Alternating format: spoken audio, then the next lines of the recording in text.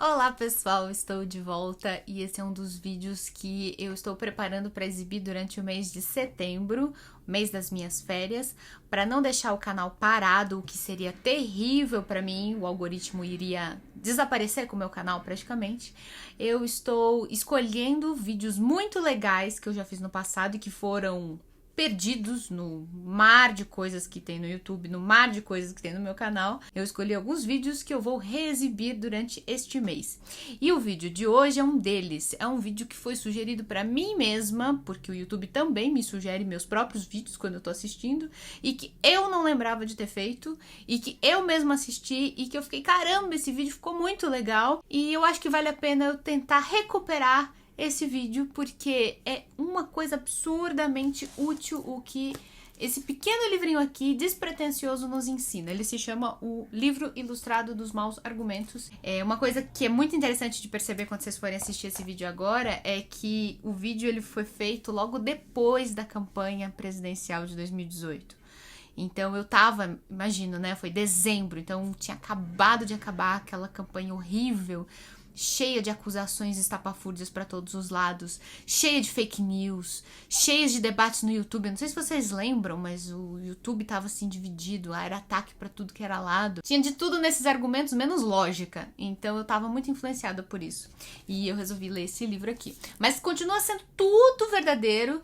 Todas as falácias lógicas continuam sendo cometidas diariamente por todos os veículos de comunicação e todos os políticos desse país e todos os influenciadores. Vocês vão ver, é chocante o quanto que é útil saber as pequenas coisas que esse livro ensina. Eu só deixo assim também mais uma coisa, que eu sei que vocês vão me corrigir. No vídeo, em um determinado momento, eu falo que a cidade de São Joaquim, que fica no estado de Santa Catarina, fica no Rio Grande do Sul. Então eu peço desculpas. Fui olhar no mapa até descobrir que São Joaquim é bem na divisa com o Rio Grande do Sul, mas fica em Santa Catarina. Então, feita essa correção, espero que vocês aproveitem o vídeo. Um beijo grande, gente. Vou preparar outros vídeos para serem reprisados, coisa que vocês nem lembravam que eu já fiz e que eu tenho certeza vocês vão gostar de assistir mais uma vez. Um beijo grande, até mais. Oi pessoal, estamos de volta com mais uma resenha, dessa vez de um livro muito diferente, que alguns podem confundir como um livro infantil, que na realidade deve ser visto por crianças, mas principalmente por adultos, ainda mais nesse mundo que nós estamos vivendo, porque é um livro de lógica, um livro que ensina a argumentar de maneira lógica, convincente e a suspeitar de falácias lógicas, argumentos que parecem lógicos, parecem que fazem sentido, mas na realidade não fazem sentido nenhum e na verdade nos levam a cometer graves erros na nossa vida, não só vida particular, mas também na vida pública, levam a gente a acreditar em promessas ilógicas de políticos, levam os próprios governantes a tomarem decisões catastróficas. Então, o livro de hoje, Maus Argumentos, é um guiazinho prático e ilustrado para a gente conseguir aumentar ou pelo menos começar a criar o nosso repertório de argumentos lógicos para saber ganhar as discussões. Esse livro eu encontrei por acaso, foi nas ofertas relâmpago que estavam tendo durante a Black Friday na Amazon. E bom, eu achei a proposta muito boa, como eu falei, ele é realmente todo ilustrado, todos os argumentos falaciosos, as principais armadilhas do raciocínio são ilustrados com imagens de animais. Não existe maneira melhor de mostrar esse livro para vocês do que dar alguns exemplos de quais são essas falácias. O que é interessante é que esse livro, que foi escrito por um americano chamado Ali Al-Mosawi, é um americano de São Francisco, naturalmente ele deve ter origem árabe, né, por causa do nome. Ele é um engenheiro bastante jovem, tá na faixa dos 30 anos, trabalhou na Apple, trabalhou no Mozilla, né, na empresa que faz o navegador, e hoje ele escreve livros sobre lógica, sobre raciocínio. É bem interessante o trabalho dele, e o que é legal é que ele não coloca os nomes das falácias nos seus nomes, nos seus termos originais em latim. Porque a lógica, talvez você já saiba, é uma ciência, uma área do pensamento bastante antiga. Na antiguidade, provavelmente, o nome mais importante associado ao estudo da lógica foi Aristóteles, mas ao longo da antiguidade, diferentes pensadores, inclusive romanos, também escreveram sobre esse assunto, e é por isso que quem estuda lógica hoje se acostuma com muitas expressões em latim. Mas, como eu falei, a abordagem do Ali Al-Moussaoui aqui nesse livro é não usar as expressões em latim ou citar muito rapidamente e explicar de maneira bem mais fácil para todo mundo entender mesmo, adultos e crianças. Ele começa com um diagrama. Aqui, olha, eu vou até me aproximar. A gente tem os grandes grupos pelos quais são divididos os tipos de falácias lógicas, falácias informais que envolvem ambiguidade, falácia causal, hipótese injustificada. Do outro lado nós temos pista falsa, que pode envolver coisas como apelo emocional, falácia do espantalho, culpa por associação. Aos pouquinhos, é lógico que a gente não é obrigado a abrir isso aqui e entender tudo, mas conforme a gente vai lendo o livro vai ficando mais fácil a divisão que ele apresenta no diagrama. Uma dessas falácias apresentadas, por exemplo, eu acho que é uma das mais comuns que a gente vê hoje em dia, principalmente nessas tretas de YouTube, de vídeo, um respondendo o outro, um rebatendo o outro, a gente vê muito a falácia do espantalho, que se vale da ridicularização do argumento do outro sem entrar no conteúdo, na essência do raciocínio. A falácia do espantalho, portanto, ela cria um desvio de atenção, lembra para que serve um espantalho, né, para desviar a atenção dos pássaros que vão para o espantalho e não para as plantações, para fazer com que você olhe para outra coisa e não para o argumento em si.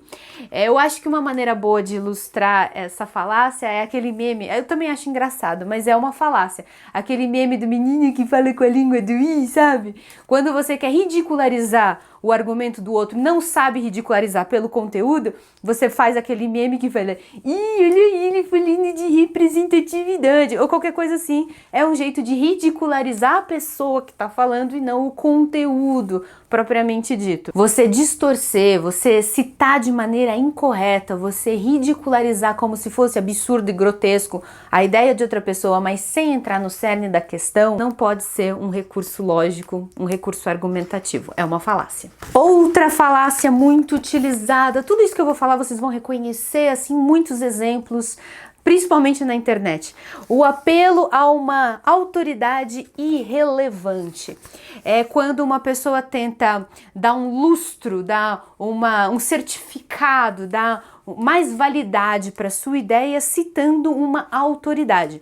Isso pode ser bastante válido quando você cita uma autoridade especializada naquele assunto, um instituto de pesquisa notadamente confiável, como, por exemplo, quando a gente fala sobre algum problema social do Brasil e cita dados do IBGE, a gente está usando uma autoridade relevante, porque é uma instituição que existe independente de partidos políticos, que é muito antiga, que já foi submetida ao crivo de muitas avaliações e é uma instituição que faz pesquisas bastante confiáveis. Não absurdamente perfeitas, porque nada que o ser humano produz é perfeito, mas bastante confiáveis, feitas com método científico, estatístico. Então, você citar, por exemplo, o IBGE para falar sobre a desigualdade social do Brasil, que é muito grande, tudo bem, é uma autoridade relevante, você pode usar isso na sua argumentação. Agora, você citar uma autoridade irrelevante como o Papa. O Papa pode ser autoridade para muitos assuntos, principalmente relacionados ao catolicismo, mas ele não é uma autoridade relevante para falar sobre dados sociais do Brasil. Então, a gente não pode citar uma coisa que o Papa disse para avaliar se é verdade ou mentira alguma análise sobre problemas sociais, econômicos, financeiros brasileiros. Mais uma variação dessa falácia é a citação de uma autoridade vaga, genérica. Isso a gente vê bastante nas notícias da internet, em ciência da internet. Quase sempre ela começa com: cientistas americanos comprovam o café causa câncer. Quem são esses cientistas americanos? Eles são de que universidade? Qual foi o estudo que comprovou isso? É um estudo abrangente? É um estudo muito específico? Ele tá falando de todos os tipos de café? Ele tá falando de quem toma uma xícara de café por dia ou de quem toma 25 xícaras? Cadê esse estudo? Deixa eu ver, deixa a gente ver onde é que isso foi publicado, vamos avaliar. Não. Normalmente os estudos de internet sempre trazem coisas genéricas, autoridades que a gente não pode rastrear e localizar. Outra variação também muito utilizada dessa falácia da autoridade irrelevante é o apelo a sabedorias antigas. Por exemplo, os antigos maias consideravam que a Terra era plana. Portanto, a Terra é plana, porque eles eram muito sábios. Isso é um apelo a uma autoridade irrelevante nos dias de hoje, porque hoje em dia nós temos muito mais acesso a informações científicas do que os antigos maias possuíam, embora eles fossem realmente uma civilização muito avançada, mas a gente não pode trazer essa sabedoria para os dias de hoje sem fazer nenhum tipo de ressalva. Mais um exemplo muito utilizado que a gente vê quase todos os dias, ainda mais nesse período, nessa época de polarização extrema, é o falso dilema. É a compreensão de que só existem duas realidades possíveis e que se uma pessoa não se encaixa numa realidade, logo ela se encaixa na outra. Por exemplo, é o famoso caso de uma pessoa que diga: eu não acredito nas ideias ou nas propostas para melhorar o Brasil da esquerda. E aí, naturalmente, as outras pessoas vão dizer: ah, então você é um cara de direita. Essa forma de argumentação organiza o mundo em dilemas que tem apenas dois lados e que na realidade não existem. É a famosa ideia, e muito falaciosa, de que se você não está a meu favor, você está contra mim. No livro, ele define isso de uma maneira muito melhor. Esse argumento, o falso dilema, apresenta apenas duas categorias possíveis e parte do princípio de que tudo no âmbito da discussão deve pertencer somente a uma ou outra dessas possibilidades opostas. Assim, ao rejeitar uma das opções, a pessoa não teria alternativa a não ser aceitar a outra. Mas, na verdade, há outras opções, como estar neutro ou ser contra os dois lados, ou até mesmo concordar com pedaços de ambas as opções. Mais uma falácia que eu acho muito importante trazer para vocês e que também a gente vê muito no dia a dia é a da causa questionável, que é marcado pela má utilização ou má compreensão das relações de causa e efeito. É aquela tendência que a gente tem de acreditar que se uma coisa aconteceu depois de outra, logo ela é consequência dessa primeira coisa. Um exemplo bastante estúpido, mas que vai ficar muito evidente do que eu tô falando. No começo do século XX, as mulheres não podiam votar e não existia também aquecimento global. Hoje em dia, as mulheres podem votar e existe aquecimento global. Logo, o voto feminino é a causa do aquecimento global. Tá vendo como é que funcionam os caminhos da falácia? Sempre dá a impressão de que aquele raciocínio foi bastante lógico, pelo menos do ponto de vista formal. Parece que faz sentido, mas quando a gente analisa o conteúdo, a gente vê que não faz sentido nenhum. E isso é muito utilizado para explicar coisas que não são as verdadeiras causas de outra. Normalmente, políticos usam essa falácia da falsa causalidade para atribuir tudo de errado que existe na sua cidade, no seu estado ou no seu país à política do seu rival ou daquele que veio imediatamente anterior, a quem ele representa uma alternativa, uma novidade, uma renovação. Mas muitas vezes são problemas que vêm de muito antes, muitas vezes são problemas históricos que vêm lá de séculos atrás e que não podem ser imediatamente atribuídos ao rival daquele político, a pessoa a quem ele quer derrotar nas urnas. E mais um exemplo, esse aqui é um clássico, eu acho que de todos esses que eu vou apresentar, é o que mais foi utilizado no último período eleitoral, que é o apelo ao medo. É a falácia que aposta no medo público, criando a ameaça de um futuro assustador caso uma determinada proposta seja escolhida. Ao invés de oferecer provas concretas de que essa proposta levaria mesmo ao tal cenário sombrio, esse tipo de argumento é baseado apenas na retórica, ameaças ou mentiras descaradas. E eu que não quero confusão pro meu lado, não quero mais, eu tô cansada desse clima horrível de eleições e tudo mais, vou usar um exemplo do passado, mas um exemplo que ilustra muito o que é o apelo ao medo. A falácia do apelo ao medo. Mais ou menos, quando foi isso? Acho que foi no começo dos anos 90, ou no final dos anos 80, houve uma eleição para a Prefeitura de São Paulo que colocou como candidatos o Fernando Henrique Cardoso, que, né, ainda não tinha sido presidente do Brasil, ainda era um político menos conhecido, e o Jânio Quadros, esse sim, ex-presidente do Brasil, aquele que renunciou em 1962, enfim, foi uma confusão. Na época dessa eleição, o Fernando Henrique Cardoso era um cara muito mais jovem, que se apresentava como muito liberal, muito progressista, e ele estava indo muito bem nas pesquisas, todos achavam que ele ia ser prefeito mesmo, mas ele deu uma entrevista considerada bastante polêmica. Ele disse que durante a juventude ele tinha experimentado maconha. E veja bem que ele não disse que ele defendia a legalização da maconha, ele não disse que ele ia ajudar a liberar a maconha. Aliás, como prefeito de uma cidade, ele nem pode fazer uma coisa dessas. Ele só disse numa entrevista que durante a juventude ele tinha experimentado a droga. Isso já foi suficiente para a campanha do Jânio Quadros dizer que, se eleito, o Fernando Henrique Cardoso iria colocar maconha nas merendas escolares. Essa naturalmente é uma falácia. Nada do que ele disse daria a entender que isso iria acontecer, mas funcionou. Você trouxe o apelo ao medo, as pessoas ficaram muito assustadas com esse prognóstico, e enfim, o moral da história é que o Jânio Quadros acabou sendo eleito prefeito de São Paulo. Não vou dizer, senão eu vou estar incorrendo naquela outra falácia que é a da falsa causalidade, não vou dizer que foi por causa desse argumento. Pode ter sido só uma coincidência, pode ter sido por causa de uma combinação de coisas, e na realidade foi mesmo, mas na verdade é o que aconteceu. O Jânio Quadros foi eleito prefeito de São Paulo, e o FHC, que estava assim com a mão na faixa, de prefeito, nem tem faixa, mas ele estava quase lá, ele acabou perdendo. E mais um último exemplo, é claro que eu não vou falar todos os exemplos do livro, se você quiser saber mais, logicamente que eu vou deixar aqui embaixo o link para vocês comprarem, ainda tá super baratinho, tá? Para vocês comprarem na Amazon, mas o último exemplo que eu quero dar é um que eu já mencionei lá naquela minha resenha do livro O Mundo Assombrado por Demônios, que é a falácia da generalização precipitada, ou podemos chamar também da generalização mediante uma amostragem muito pequena. E o exemplo que o Carl Sagan utilizou lá no livro dele foi o seguinte: imagina uma pessoa dizendo: dizem que 1 em cada 5 pessoas do mundo é chinesa.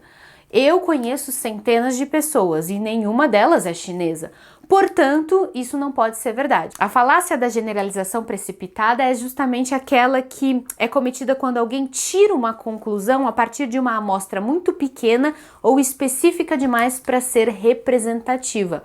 Eu até complementei no vídeo com um outro exemplo que a gente ouve bastante. Dizem que a temperatura da Terra está subindo, é o tal do aquecimento global, mas nesse ano, estamos em dezembro e está geando no Rio Grande do Sul. Estamos em pleno verão e lá em São Joaquim teve uma geada em pleno verão.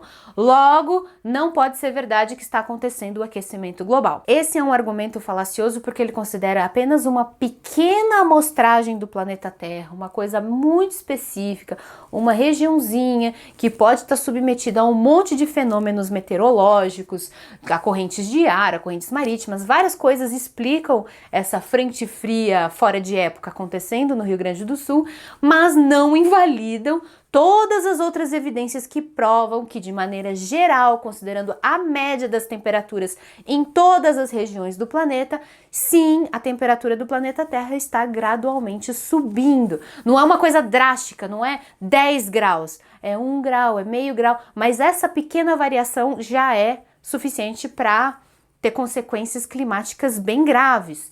Então a gente tem que tomar muito cuidado com essa generalização precipitada que tira grandes conclusões com base numa experiência muito pequena de vida. É a tal também da evidência anedótica.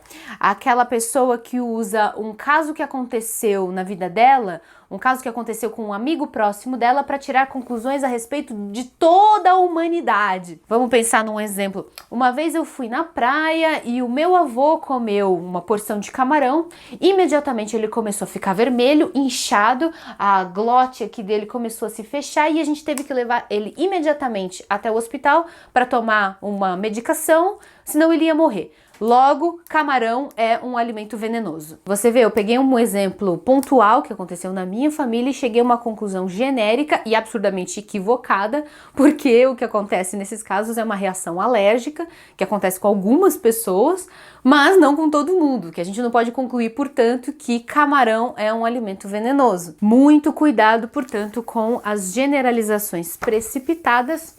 E aqui fica então a minha dica de hoje, a nossa resenha rápida, curta, mas eu achei que era uma resenha importante. Infelizmente parece que lógica e argumentação e discurso e, enfim, construções de ideias racionais não são práticas que a gente aprende na escola. É nossa obrigação correr atrás desse tipo de conhecimento e nos munir desse tipo de ferramenta para conseguir lidar com outros seres humanos e com ideias tão plurais e às vezes tão diferentes da nossa e às vezes tão perigosas também. Quero agradecer também aos meus padrinhos e madrinhas que me ajudam a manter esse projeto. Lembrar que agora no mês de dezembro, mês de Natal, é mês que eu envio os presentes surpresa a partir de uma certa quantia de contribuição, então pode aguardar. Provavelmente eu vou entrar em contato com vocês para atualizar os endereços. E espero que vocês gostem dos presentes surpresas. É claro, são livros, mas espero que vocês gostem dos livros que eu vou escolher. Beijo pra todo mundo, a gente se vê na semana que vem. Tchau!